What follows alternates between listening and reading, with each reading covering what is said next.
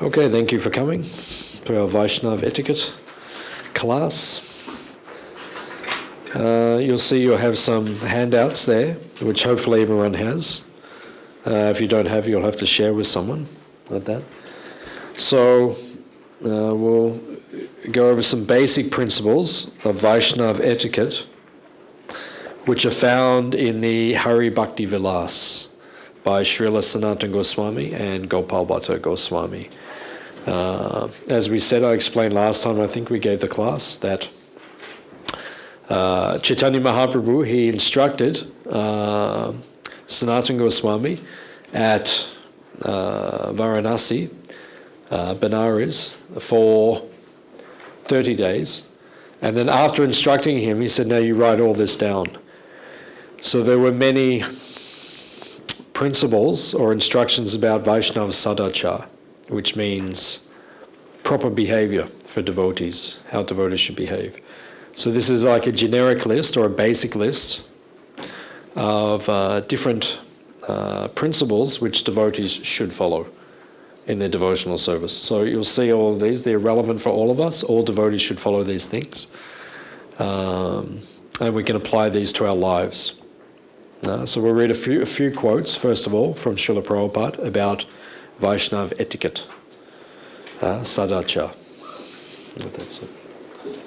If you have any questions, you can ask as we go. That's it.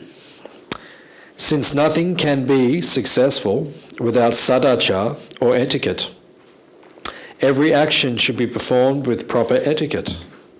We must act according to proper etiquette. The heart of a saintly person is free from contamination. The way a saintly person acts is known as proper etiquette. A way a saintly person acts is known as sadachar. So you can say sad, we can say sat. Sat means eternal. Sat means truth. So we're talking about those things which are spiritual. Something which is truth, something which is eternal, that is spiritual. Achar means activity, how to behave, proper behavior. So it means spiritual activity, how we should behave. So a devotee will be known by how he behaves. One time, one person said to Prabhupada, how will we recognize your disciples? Prabhupada said they are perfect ladies and gentlemen, which means we should always act properly. When we're dealing with other devotees, when we are dealing with the general public, when we are dealing with anyone, we should be acting properly. We should have proper sadachar or behavior. Now, as it is said here, a saintly person is known, a saintly person acts, the way a saintly person acts is known as proper etiquette. So we have to understand what is the proper behavior of a Vaishnava, what is the proper etiquette of a Vaishnava, how he acts, how he responds. All these things must be understood properly. So then, if a person reads the 6 branches of the Vedas without practicing proper etiquette, he does not get purified, just as a bird flies away from the nest as soon as it grows wings. The Vedas leave him at the time of his death. So this means that Haridas Thakur, he noted actually, Haridas Thakur was noted by Sanatana Goswami himself. Sanatana Goswami wrote these instructions on behalf of Lord Caitanya. And Sanatana Goswami said to Haridas Thakur, because they used to live together in Jagannath Puri at the Siddhabakul tree. So Sanatana Goswami once said to Haridas Thakur, your achar and your prachar are perfect.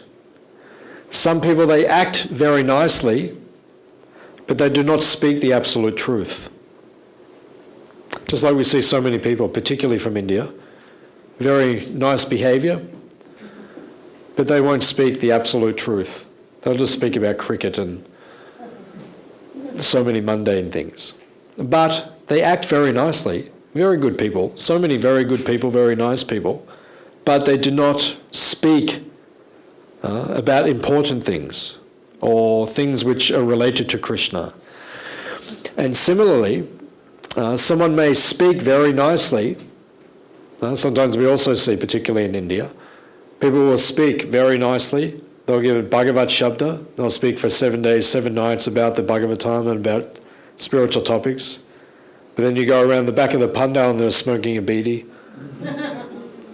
Or doing so many other nonsense activities. We've seen so many of the gurus, so-called gurus from India, then they will preach all sorts of things, but then their personal behavior, it is discovered that they're actually not following proper sadhachara.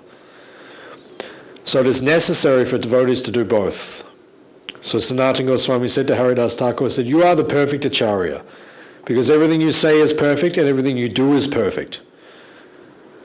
Because Srila Prabhupada said that purity is the force of Krishna consciousness. We are pure when we act properly and speak properly. Not that we just do one or the other, both must be there. So here it is being recommended that we must follow both. Sadhachara. Otherwise, what's the point? You know so much, you study so much, you read so much, but you don't act anything. You don't act properly. Well, what's the point? I'm so learned, I am so learned, I know so many shlokas, but I don't act properly towards others. Then what's the point? Where is the fruit of your learning? What is the fruit of knowledge? The fruit of knowledge is humility. If you have knowledge, you will be humble, not proud. People who have material knowledge, they become proud. And you see sometimes devotees, they have so much knowledge of Shastra, but they become very proud. So then all your knowledge is useless. Because you've not understood the actual purport. The purport is, you are simply a servant of Krishna, insignificant servant of Krishna. That is your constitutional position. So this means you have realization. There's a difference between jnana and vijnana. Jnana means knowledge, but vijnana means realization of the knowledge. Although one may have acquired the knowledge of all the Vedas, but if one is not practicing the proper etiquette, or if he does not become a Vaishnava, then all of this knowledge which he has acquired will be lost at the time of death. Proper etiquette increases fame, opulence, longevity, and destroys all inauspiciousness. So all these things take place. If you have proper etiquette, in other words, if you treat others properly, then what will be the result? You will get blessings. So what are the blessings that you will receive? You'll become famous, well-known, well-liked. You will become opulent. You'll get material prosperity, like that. Longevity means your life will be long, like that. And all auspiciousness is destroyed. This is simply by developing culture or etiquette, or learning how to act like a lady or a gentleman, like that. Now, we can understand in our behavior, if we act properly, if we follow proper sadhachara, there will not be friction in our dealings. When you deal with other devotees or other people, if you're acting properly, there will be no friction. Just like you see between the husband and the wife. If they're treating each other properly, there is no friction. Somehow this doesn't happen so often. Somehow every day something erupts. Just like the bamboos in the forest, they rub together, there is friction, then comes like that. So that is the nature of the material energy. There is some friction, is there? So why is that? If there's friction, that means between the individuals, whether it's husband and wife, or friend and friend, or guru and disciple, or any relationship we have, or children and parent, any relationship in this world, if there is friction in the relationship, this means we are not following the proper sadhachara. It means we're not behaving properly according to our position. It means we don't understand our position. We're acting outside of our position. As soon as you act outside of your position, you don't behave properly, immediately there will be friction in the relationship. So you can understand, if there's some friction in any relationship you have, someone is not acting properly. That's why the friction is there. Any relationship. So it means we don't understand the culture, we don't understand the sadhana. So if we understand things properly, how to act and behave properly, we'll never have any problems with anyone. What is this called? Vaikuntha. Spiritual world. Spiritual world, they do not have problems between each other. And if they do, then that is spiritual also. Like that, so. Okay. O king, proper etiquette gives the results of dharma, artha, and karma. Therefore, a wise man very carefully performs the proper etiquette described in the scriptures. Thus one can understand the Vaishnava etiquette purifies the heart and the consciousness. So we will not get back into Goloka Vrindavan just by passing our exams in Bhakti Shastri, Bhakti Vaibhav, Bhakti Vedanta, and then Bhakti Sarvabhauma. You can't go to Krishna and say, oh, Krishna, I got a B+. B+ and upwards means gopis, all right? But then if you're maybe below B+, then maybe you have to be a cowherd boy or something like that. It doesn't work like that. You will not get into the spiritual world simply by knowledge. It is your behavior. Krishna is looking at you all the time. Krishna is looking at us every day. What is your behavior? What is your sadhana? Are you ready to come back into the spiritual world? Are you qualified to come back into the spiritual world? Why did we leave the spiritual world in the first place? Because we were going to, if we had have stayed there, we would have caused problems. If Krishna brings us back right now, do you think we won't cause any problems? If we go back right now, we will cause problems.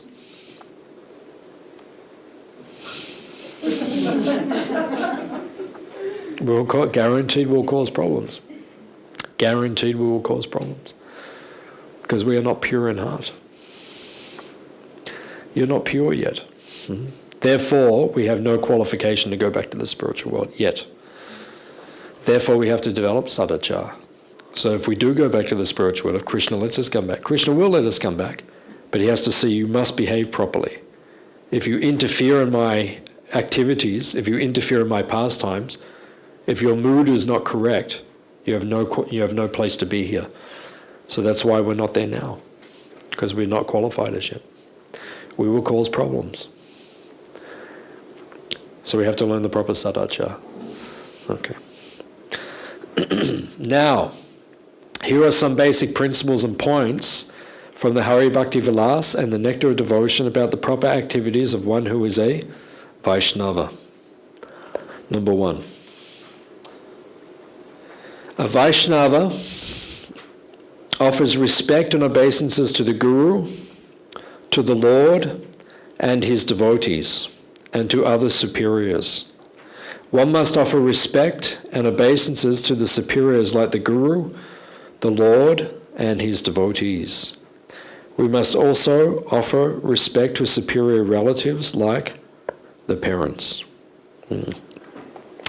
So this is one of the most important principles of sadhana or Vedic culture.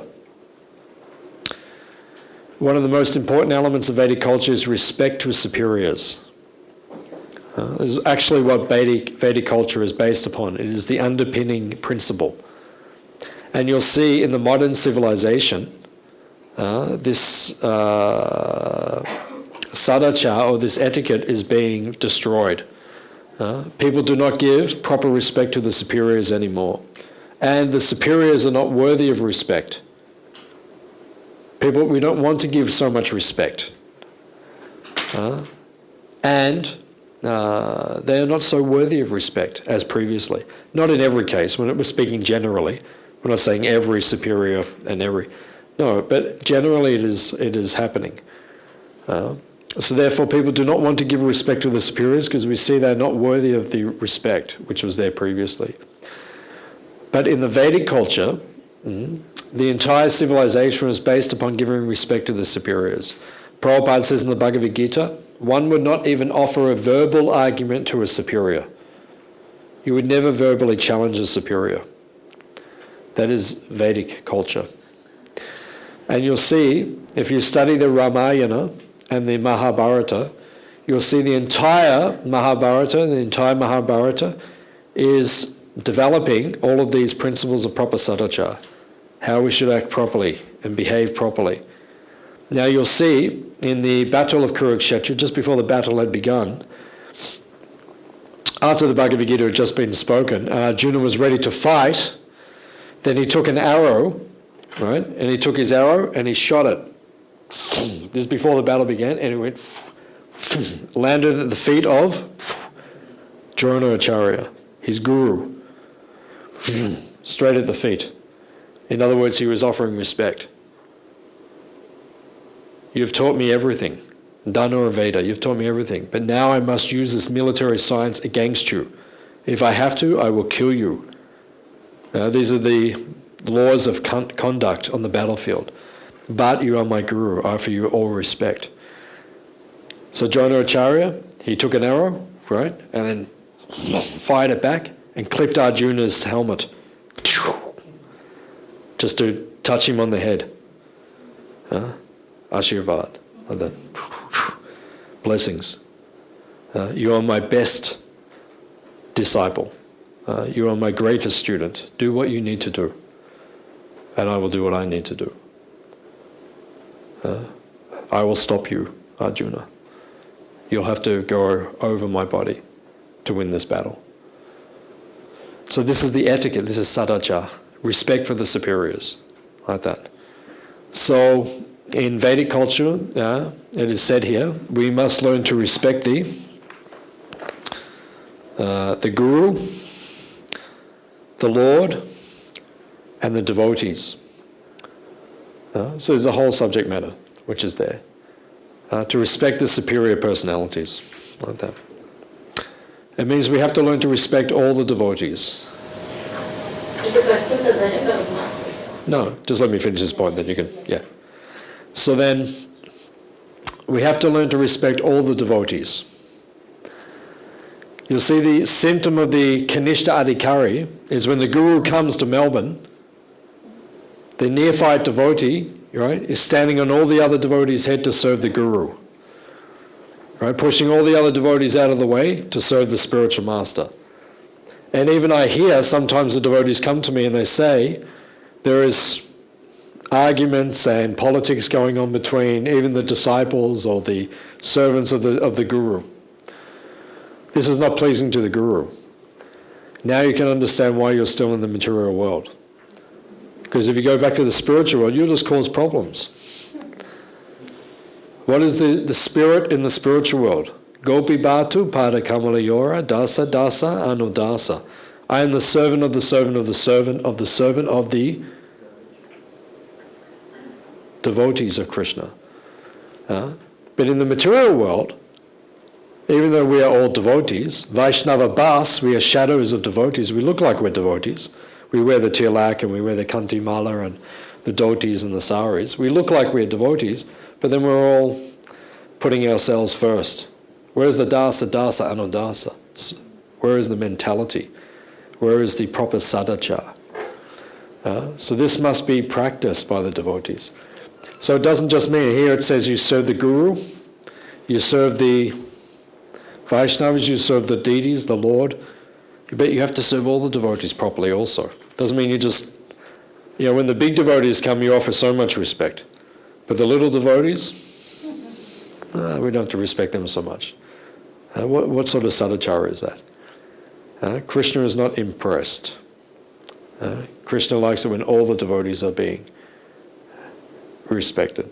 Like that, so get a point. So actually, in the Vedic system, I don't know, like what I thought was, regardless of whether they are worthy or whether they are not, we have to respect them. They are elder, they are older than us, superior than us. Whether I don't worry how they are, whether they are worthy of respect or not, but my duty is to respect them. That's what I understood. Even Yudhishthir Maharaj, even though Dhritarashtra did so many atrocious activities, but still Yudhishthir, he did so many things like put poison and burn the house. And finally when he lost all the things, he was sitting in that house, like 13th chapter of the first canto, how Yudhishthir Maharaj really honored and he respected his uncle, even though he did so many. So what, I don't know, I might be wrong, I think that anybody who is superior, I won't worry whether they are worthy or not, my duty is to respect them. And that's what I think, I don't know. Yeah, that's the proper mentality. Devotees should have that correct mentality and towards the other devotees. So, any other points? To go to the same point that everybody in the practice, so he has to practice the Pranada Krishna, so he has to for all the others without expecting this. Yeah. Okay. Number 2. A Vaishnava should get up before 4 a.m. and attend Mangala Arati. Mangala means auspicious. Arati means? It is the Arati, means the sacred ceremony which we offer to the deities. So, an hour and a half before the sun rises, that is called Brahma Muhurta. This is the most auspicious time of the day to practice spiritual life. To rise early in the morning and to involve or absorb one's consciousness in hearing and chanting about Krishna before the sun has risen. So here it is saying a devotee should attend the Mangala Arati of the deities as much as possible. People in Kali Yuga, they have a habit of going to bed late. Everyone goes to bed late, especially in India. You see at 12 o'clock at night, everyone's still walking around on the street. Like that. People don't go to bed early so much. There's the habit, like that. But actually, Vaishnava habit is that we go to bed early, we get up early. That is the system, like that. So we should attend the Mangala Arati, because it means in the morning, it's much easier to hear and chant about Krishna, because the mind is peaceful. In other words, what else are you going to do at 4 or 5 o'clock in the morning? Except hear and chant. Because as soon as 7 o'clock comes, Rajagun starts manifesting and everyone starts getting active. So it's harder then to, yourself, during the day it's harder to chant your rounds during the day. At night time it takes you forever to finish your rounds.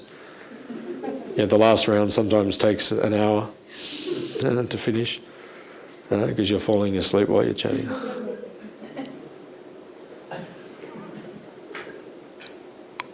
So it's harder to chant. So in the morning, if you are fresh, if you are awake, also you see sometimes the devotees get up early, but then they fall asleep while they're chanting their japa. Just sitting there.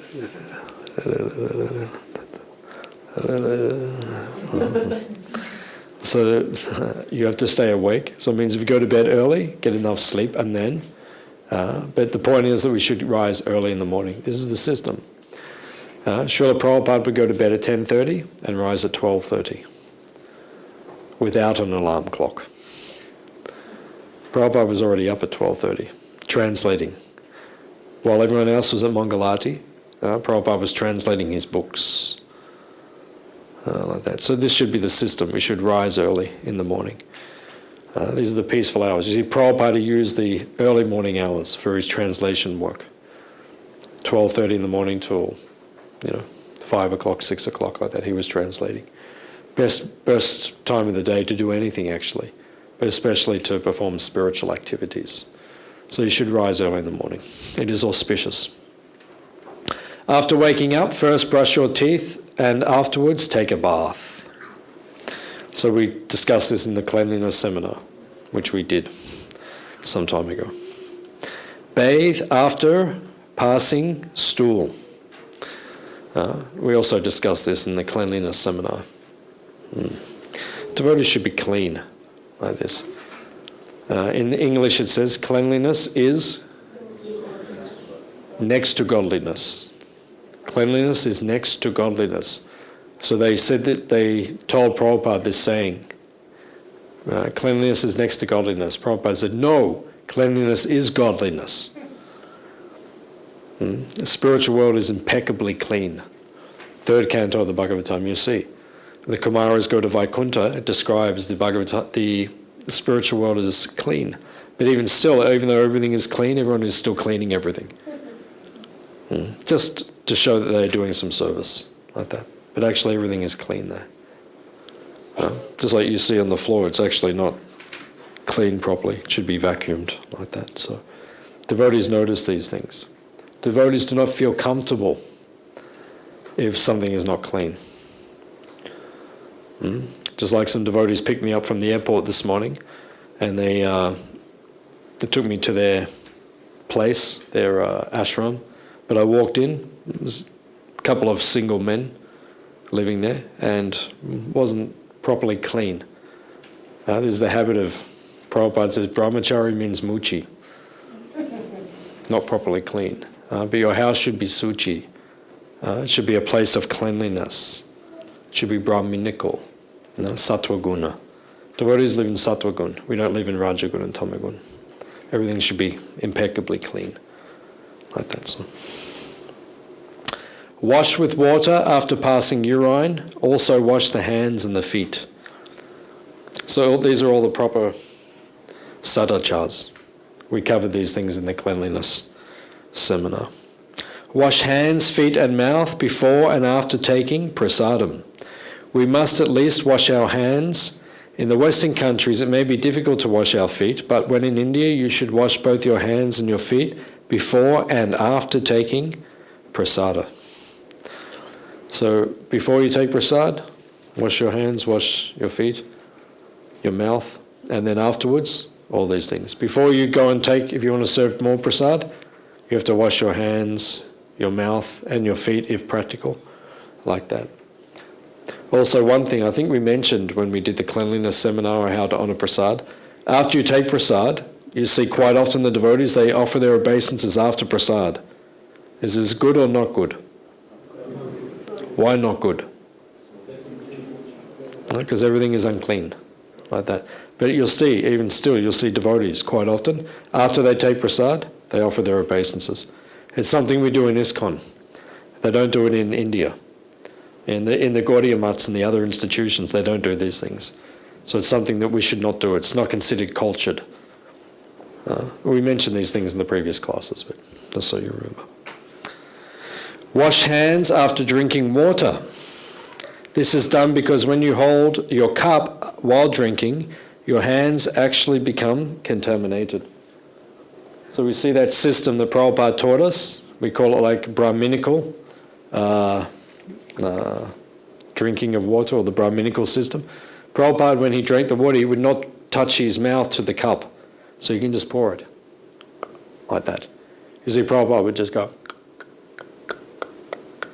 drink the whole cup like that. So if you do not do that, then you do not have to wash your hands, technically speaking. But if you touch your mouth to the cup, then everything becomes contaminated. Prabhupada says that contamination travels like electricity. Just like the microphone, right? And then you follow the cord, right? And then, of course, there's no cord because it's a Kali Yuga system. But generally speaking, there is a connection. If one thing is electric, then this becomes electric, then that becomes electric, then everything becomes electric. So Prabhupada says contamination travels like electricity. So if you're unclean and you touch something, then that thing also becomes unclean. So you have to learn to keep yourself clean properly. You have to learn these things. Prabhupada was very particular about these things, very particular. If you read Hari Prabhu's diary, Prabhupada would constantly correct Hari Prabhu. He would say, if he would do something which was unclean, then Srila Prabhupada would say, you are just malecha. Malechas and yavanas. Just unclean. You don't know these systems. If you read Harisori Prabhu's diary, he was explaining to Prabhupada that before he became a devotee, he lived in England, like the northern part of England near Scotland. He said they would just take bath once a week. That was the system. Once a week, take bath. And they thought that was normal, that was natural. Prabhupada could not believe like that. So this is not etiquette like that. So a devotee is clean. That is the Vaishnava etiquette. Okay. Use the right hand for eating and drinking. Even if you are a lefty, try to use your right hand. So we covered this also in the previous classes. Good way to train someone if they're left-handed, make them sit on the left hand while they're taking prasad. And then that will teach them to use the right hand, like that. We only use the right hand to give something, to receive something, to take prasad. We never take. Even I told you when Prabhupada would eat the banana, right? He'd pick up the banana, he would peel the banana with his mouth. Wouldn't even touch the banana with the left hand. You see, all of us, when we peel banana, we hold with the left hand and peel with the right hand, or like that. Prabhupada would pick it up and he would peel the banana with the teeth. This is the culture, the etiquette. Always wear clean clothes. We went through this whole cleanliness subject. If you want to worship the deity in the temple, hands up if you want to worship the deity in the temple. Okay, so one day if you want to worship the deity in the temple, you have to learn how to be clean. So you go back to week 1, it's on YouTube. You can watch, and then you can learn how to be clean. You have to follow all the proper etiquettes of cleanliness. It's interesting because these are general principles. This is not a cleanliness seminar. This class are general principles, but you see how much emphasis there is on cleanliness. And when Prabhupada was teaching us to worship the deity, then he said 2 things are important, cleanliness and punctuality. So cleanliness is a huge part of Vedic culture, of Vedic civilization. People are clean, they're Brahminical, they understand. Even I've been to India, in Vrindavan, out in Braj, in the villages, and you get some simple girl, she's only 12 years old, she comes to the well, not the well, but the pump in the village, and she has all the children with her, but before she drinks from the pump, she runs the pump, gets some water out, and she gets the water, she takes earth, right, and she cleanses the pump, right, cleanses everything, then pumps some water, gets the water. She spends 1 minute, 2 minutes just cleaning the pump, even before she'll start drinking the water. This is Vedic culture. And you say, oh, she's just a village girl. But she knows cleanliness. She understands the system. So these things we have to learn. There's the Western disease. The Western disease is nothing is clean. Everything is contaminated in the West. Like that. So we have to learn, because then you become slack. And you think, oh, I want to be like the Westerners. I want to dress like them. I'll dress like a British person. You see the ladies in India, they wear saris. All the men, they wear pants. They don't wear dhotis. How many people wear dhotis these days? Actually, in Tamil Nadu, most of people wear. Okay, so Tamil Nadu is pure. Okay, we get the point. But, okay, you look, most of the managers are wearing saris, right? Most of the managers are wearing saris. But all the men are British. Right? The British ruined India. They don't wear the dhoti. What is wrong with the dhoti? What is wrong? Gandhi was pushing that we will make our own cloth. We will not buy the British cloth. We will make the khadi, dhoti. Prabhupada very much liked Gandhi, very much appreciated Gandhi. And then what happened? He was assassinated. And then Prabhupada said, Nehru destroyed India. Because Prabhupada very much appreciated. Gandhi was trying to take things back to a simple Vedic way of life, to some degree. But Nehru, then he signed deals with the British and said, no, we need factories. We need industrialization. We need commerce. And then now India is no better than the West. Still is better, but in some ways it's worse. India's worse in many ways. In other ways, it's better. But now it's just imitating the West. Everyone dresses like the British. Prabhupada did not dress like the British.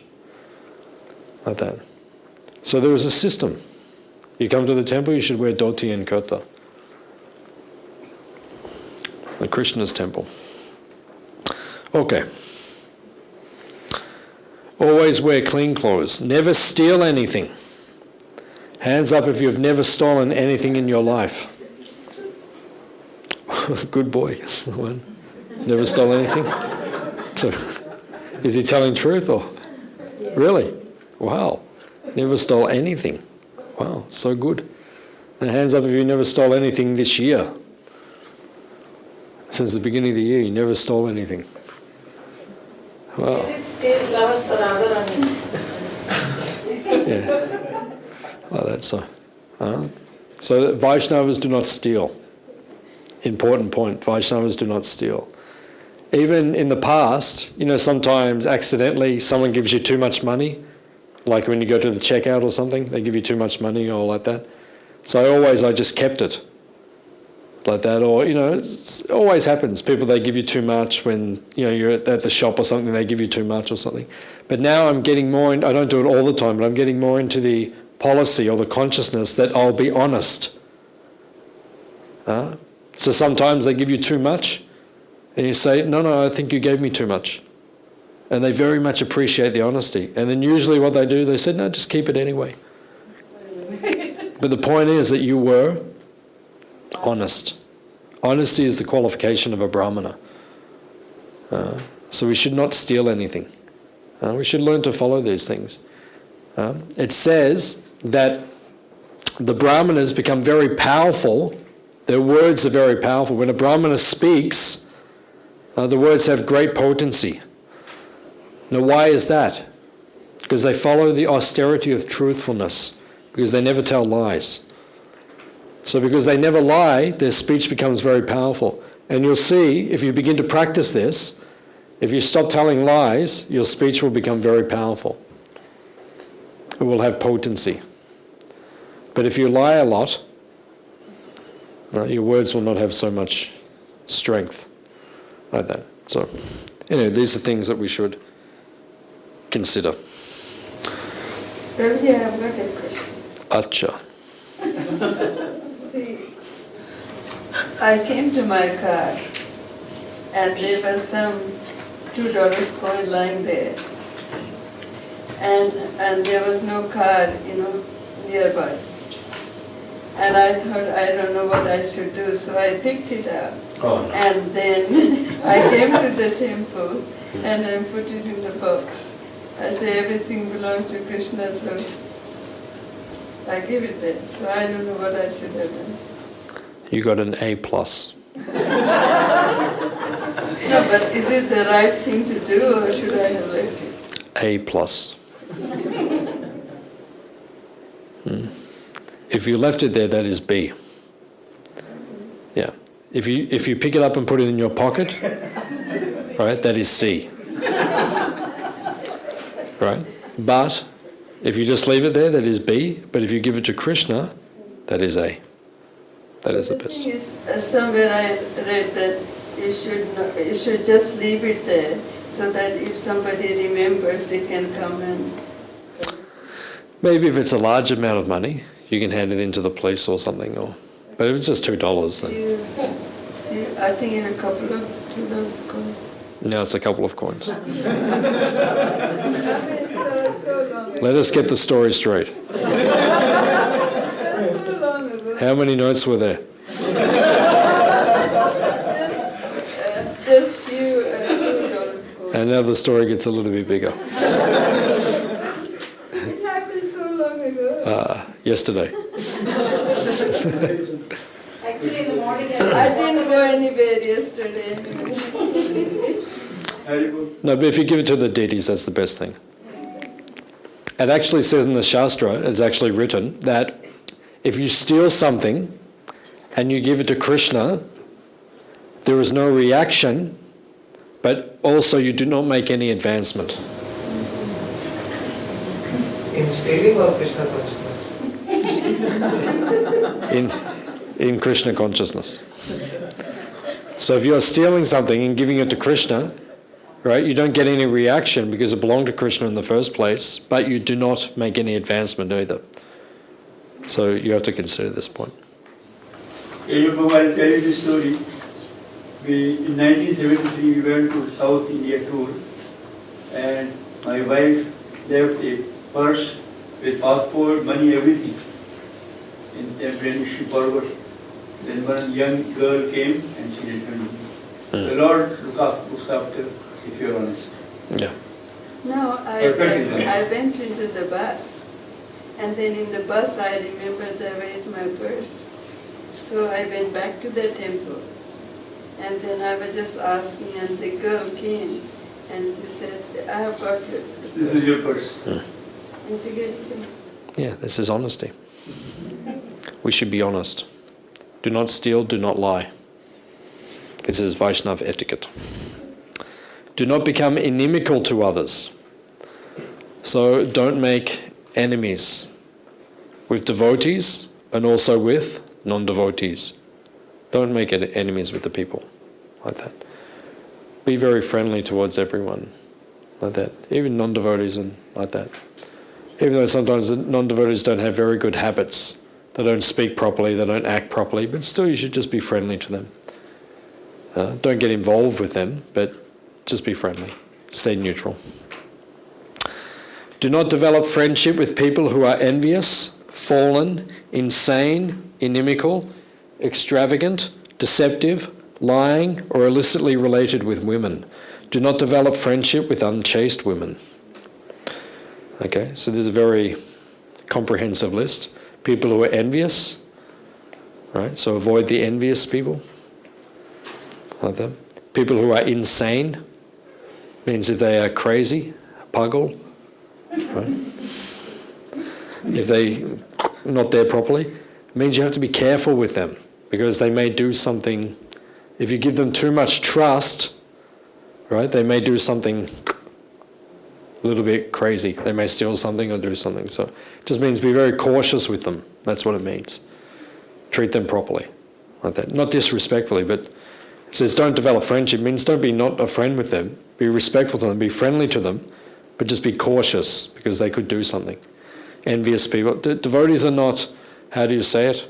Devotees are not sentimental. In other words, devotees are streetwise. You know this saying? In the West we say streetwise. Streetwise means someone who knows how the street operates. Just like my Guru Maharaj, he grew up in New York City. So he used to tell us he was streetwise. Because when he walked down the street in New York City, there was always gangs, right? People who would steal things, people who would steal from you, people who would beat you, like that. So he said you had to be streetwise. You had to know who was who. You have to understand, look at them so they know that you know they're there, but then you look away. If you look at them too much, they'll become aggressive, but you just look just so they know. So devotee has to be streetwise. You have to know how to deal with all the people. Some people are low class, envious, dishonest. So you watch them. You look at them. I know what you're like. Don't get inimical with them, but just say, I know what's going on, so you just behave properly. Also the crazy people. You look at them, I know what's going on, so don't you misbehave. So you be friendly to them, but also you be cautious. Devotee has to know how to do these things. Who wrote this? Sanatana Gosvami. Sanatana Goswami was dealing with the Muslims, right? The Nawab Hussain Shah. Nawab Hussain Shah was murdering people. Sanatana Goswami had to deal very carefully with these people. Nawab Hussain Shah said to Sanatana and Rupa and Sanatana Goswami, if you don't work for me, I will kill all of your people. That's what he said. If you don't work for me, I'll start killing all the cows and all of your people. So they had to deal very carefully. They knew that's why he's writing like this, because he knows how to deal with them. Deal with them in such a way that they act properly, but always keep your eye on them. Like that. So devotees have to be intelligent. Prabhupada was very intelligent. Prabhupada knew exactly how to deal with all the different types of people. Like that. So insane, inimical, extravagant. Extravagant means rich people. You have to be careful with dealing with rich people. because rich people, they become intoxicated. And if you associate with them, you'll also become intoxicated with the material energy. And that's so. Deceptive, lying, or illicitly related with women. Do not develop friendship with unchaste women. So Chaitanya Charitamrita says, do not associate with women or those who are attached to women, which means this is the modern world. So don't deal with unchaste women, or women do not deal with unchaste men, right? Those who are too attached to the opposite sex for illicit sex, right? Be very careful about that association. So don't associate with the opposite sex or those who are attached to the opposite sex, which is even more dangerous because they will bring your consciousness down very, very quickly. Do not travel alone. What's that?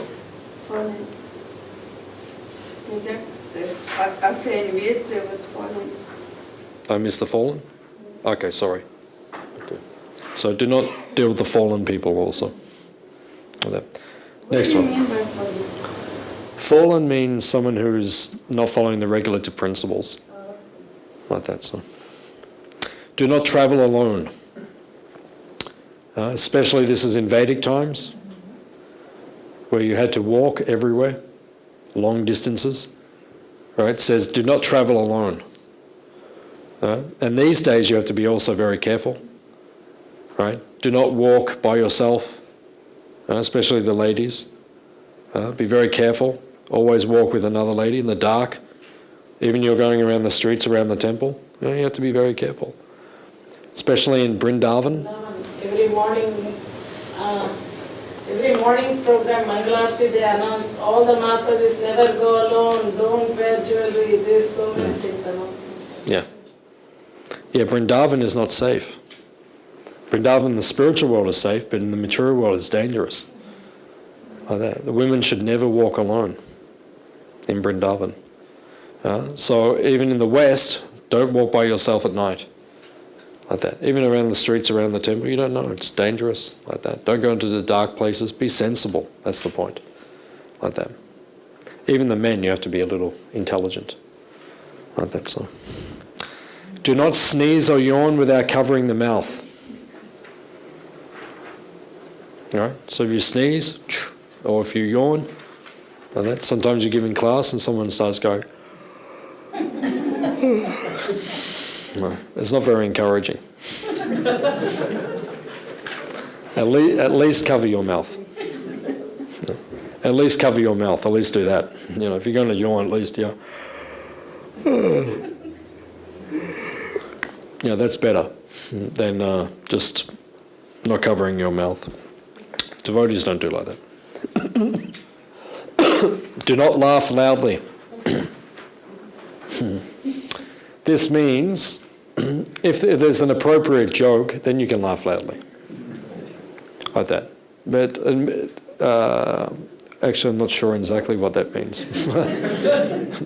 But it means that out of context, that's the point. Because it was mentioned previously, when dealing with the spiritual master, one should not laugh loudly. Or in other words, what it means is at someone's expense. You see an invalid person or someone does something silly or something, you don't laugh loudly and make a spectacle of the person or embarrass the person. But if someone makes a good joke, then we laugh. If someone is funny, then you can laugh. That's okay. But not at the expense of someone to hurt their feelings. That's the point. Like that. Do not pass air loudly. Always avoid a crematorium, a garden, and an unchaste woman at night. So you don't go into the crematorium or the graveyards at night, because all the bhutas are active, like that. Do not go into a garden at night. I'm not sure why it is saying like that, but snakes and other unwanted things. Snakes, all these things. So yeah.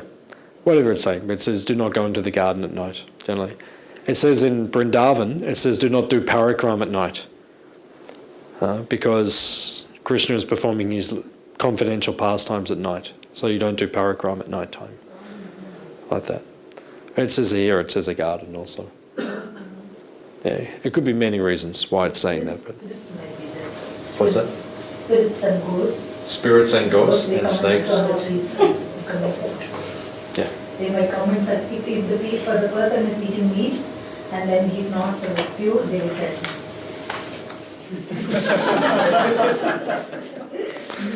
Okay. So I'm not sure why it's saying garden, but like that.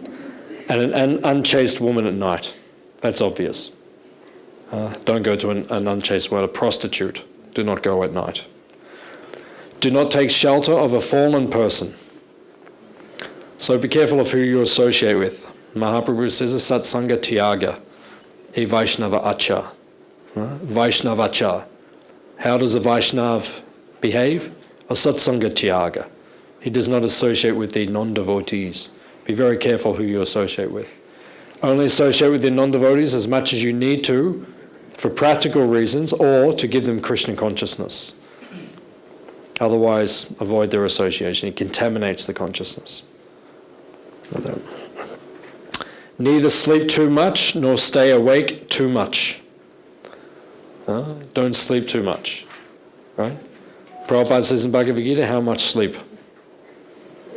6 hours. But if you look at all of Prabhupada's conversations, particularly, Prabhupada says we should sleep as much as we need to do our service for Krishna. So some places he says 7 hours, 8 hours.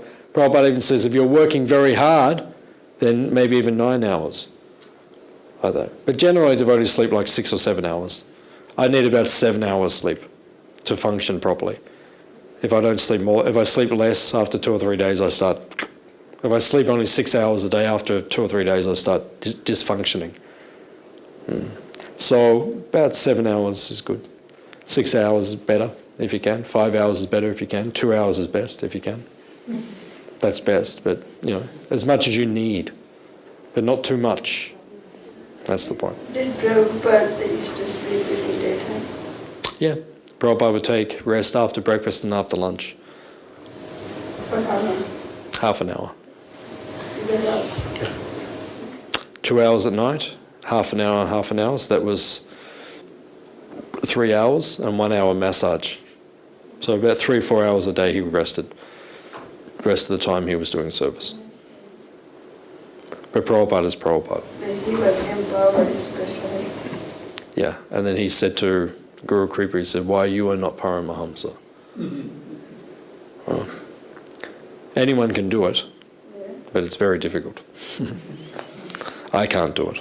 I can do it, but not so advanced. Do not outstretch your legs in front of your elders.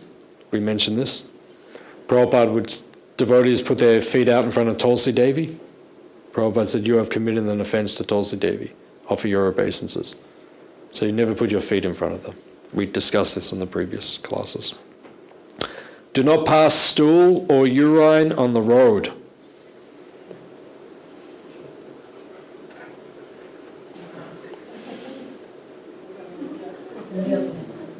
Yeah, it's definitely talking about India, but in India, everyone is a doctor and everywhere is a toilet. This is India. Everyone's a doctor. Doesn't matter what you've got, everyone who comes to tell you, they'll say, you do this. Like that. Next person comes and says, no, you do this. Like that. Next person comes. Everyone's a doctor in India. Like that. And everywhere is a toilet. And just pass wherever you want. Just go wherever you want like that. But Vaishnava will never do that. Vaishnava will never just pass on the side of the road or like that. Vaishnava will always go to a closed place, a private place. Like that. That is Vaishnava acha. And devotees are cultured like that. But the first trip, we went in India, in Vrindavan, and they said to just go in the bushes. In the bushes? Yeah. It's okay. As long as people can't see you, then. It's okay. Do not spit while eating. Basically, you should not spit You should spit as little as possible. In India, it's the favourite pastime of all the men. You know, just walk down the road and just like...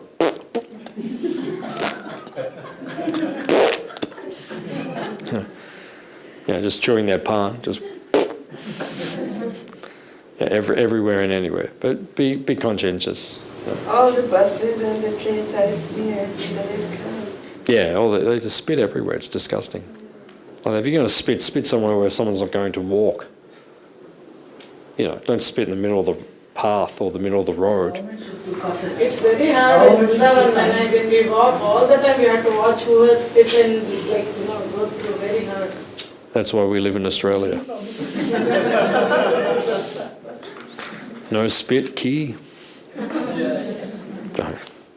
Yeah, so if you're going to spit, then at least be conscientious. Do not insult women. Big mistake. No. Your life will never be the same again. Do not insult the women. Better repeat few times, bro. Do not insult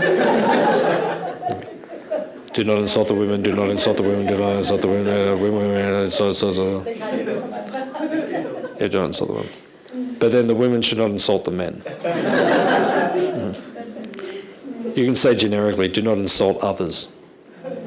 Like that. But particularly don't insult women. Means, especially in India, you see, now it's coming out, there's a lot of abuse of the women in India. In all classes, from the so-called higher classes to the low classes, women are being physically abused, sexually abused, all through India. All over the world, actually, like that. This is the point that's being made. Women are meant to be protected. Right? And a cultured man will always protect women. Right? And if any of us know of any woman who is not being protected, we must do something about it. And if you don't do something about it, you're not doing your duty as a man. Right? If you know that a woman is being abused in any way, shape or form, you should rectify the situation. Right, that's all. My director of the medical institute used to say, Yatra naras yante tatyam dishasli. Wherever the women are worshipped, there is the heaven. Yeah, definitely. Never cause any harm to anyone. Instead, always try to do good to others. This is a Vaishnava. He's always trying to do good for everyone. Do not associate with unscrupulous people or read scriptures that are not bona fide. Scriptures are in quotes, which means they are so-called scriptures. Okay? So how do you know which scriptures you should read? Right? You approach your spiritual master or the senior Vaishnavas, and they will tell you which scriptures you should read. Okay. Prabhupada said we should read his books. What does it mean scriptures are in quotes? There's quotes, like the little quote marks. Where the word scripture is there, it says there's quotes. Do not mock people who are foolish, insane, distressed, ugly, cunning, lame, or fallen. Something wrong with the... It's not holding it properly. Okay. So in other words, do not put down people who have some sort of fault or blemish.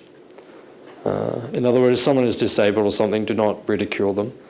There's many examples in the Shastra where proud people, they would insult the sages. The sages had like Ashtavakra. There's many examples. Right? And then they got cursed, heavily cursed. So if you insult someone who has some problem, the curse will come back to you. The insult will come back to you. You'll get a reaction. That's the point. You will get the karma. Do not chastise anyone except sons and disciples to educate them. Why we must not chastise mock cunning people? Which one? Cunning people? Because cunning people, they will retaliate. They will do something back to you. So don't chastise anyone except the sons and disciples to educate them. So be very careful. You only